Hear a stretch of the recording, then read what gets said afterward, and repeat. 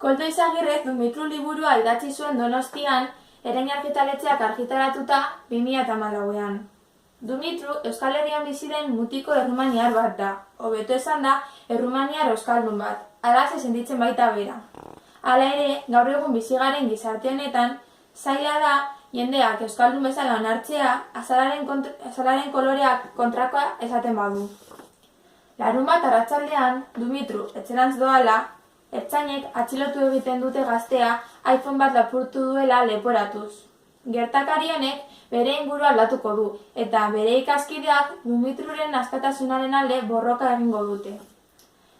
Liburu bikain honek pentsarazi egiten du irakurlea, bertako gertakari guztiak gutxinaka modu zoragarrian lotuz joan egiten baitira.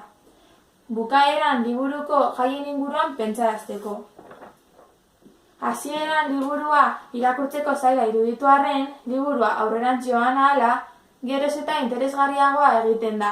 Dumitruren historiaz gain, Olatzen, Dumitruren gelakide baten amaren burruka lantegian emakumeentzako eskubide berak lortzeko azaltzen baitigu liburu ikaragarri honek.